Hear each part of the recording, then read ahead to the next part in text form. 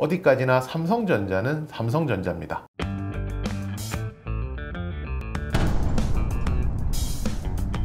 쩌나! 보기만 해도 돈이 되는 쩌나제일 이호섭입니다. 삼성전자 계속 흘러내리는 모습을 보여주었었는데요. 그렇다고 과하게 주가가 빠지는 모습도 없었습니다. 쉽게 말해서 삼성전자에 대해서 부정적인 투자 심리를 가진 쪽이 있기는 있었지만 그렇게 강하지 않았기 때문에 주가가 급락하는 모습을 보여주지 않았던 것이고요. 반대로 삼성전자를 긍정적으로 보는 매수하려는 세력 입장에서는 삼성전자를 사기가 메리트가 없었기 때문에 지켜보고 있었던 겁니다. 그래서 주가가 서서히 빠지다가 이번에 모멘텀을 만나서 8만전자에 다시 복귀하게 되었습니다. 오늘은 삼성전자와 관련된 썰에 대해서 이야기해 보겠습니다. 네, 삼성전자가 지금 바로 코앞에 앞두고 있는 가장 큰 썰은 이재용 회장의 가석방에 대한 내용입니다. 이재용 회장은 현재 8.15 가석방 심사를 받고 있는데요.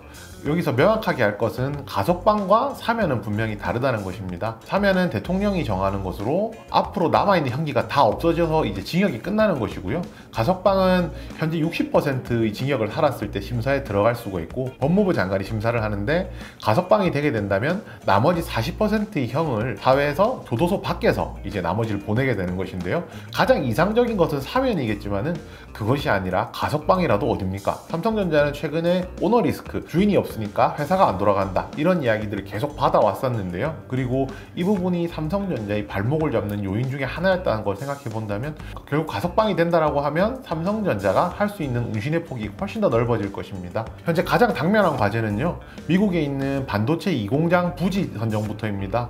결국 이제 이러한 것이 큰 돈이 들어가기 때문에 오너가 없이는 진행이 안 된다는 이야기가 나왔던 것인데요. 이번에 가석방이 된다라고 하면은 이 부분부터 먼저 해결이 될 것이고요. 또 이제 삼성전자 같은 경우에 사내 유보금이 굉장히 많음에도 불구하고 현재 M&A라든지 이런 굵직굵직한 일들을 못하고 있었습니다. 대표적으로 차량용 반도체 만드는 NXP라는 회사가 계속 하마평에 오르고 있는데도 실질적인 진행은 없었거든요. 만약에 이재용 회장이 가석방 된다면 이러한 이제 인수합병과 관련된 이슈들도 나올 수 있을 것이라고 생각합니다. 그런데 그렇다면 삼성전자의 임원들은 이 사실을 알았을까? 이 부분에 대한 의문이 들었습니다. 그래서 찾아보게 된 것이 삼성전자 임원들의 주식 보유 내역이었는데요. 최근에 주식을 샀던 그런 내역들이 있어서 이 부분에 대해서 말씀드리려고 합니다. 네, 첫 번째로 삼성전자의 반도체와 디스플레이 부분을 맡고 있는 김기남 부회장입니다. 네, 이 김기남 부회장은 올해 4월 23일 삼성전자를 83,800원에 만주 장중에서 매수를 했습니다. 김기남 부회장 같은 경우에 20만 주를 기존에 가지고 있었기 때문에 여기서 만주를 보탠다고 해서 평균 단가가 그렇게 많이 올라간다거나 그렇지는 않겠지만요, 83,800원이라는 높은 가격에 샀다는데 조금 의미가 있다라고 생각을 합니다. 그 스마트폰 사업부 사장인 노태문 사장 같은 경우에는 5월 6일 5,000주를 장내 매수했고요. 네, 같은 날 최윤호 CFO 최고 재무 책임자 같은 경우에도 삼성전자 5,000주를 매수를 했습니다. 둘 다 금액은 81,700원이었습니다. 오늘 기준으로 생각해보면 얼추 이제 본전에 다 와가는 수준인데요.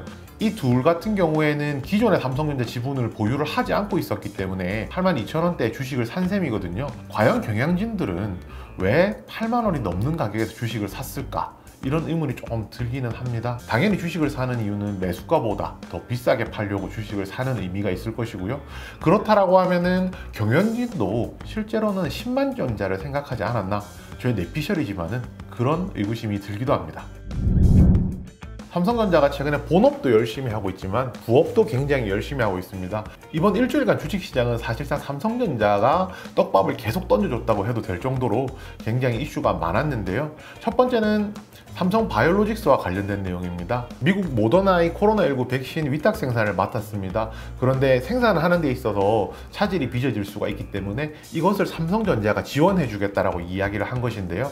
네, 삼성전자의 스마트 공장 지원센터 인력을 삼성 바이오로직스로 수시로 파견을 한다든지 또 바이오 의약품 생산 같은 경우에는 그 청정도가 굉장히 중요하기 때문에 삼성전자의 반도체를 만드는 클린룸과 관련된 이제 노하우들을 전수해 주겠다 이런 식으로 이야기를 했었는데요. 삼성의 이런 행보 때문에 관련주들이 조금씩 움직이기 시작했는데요.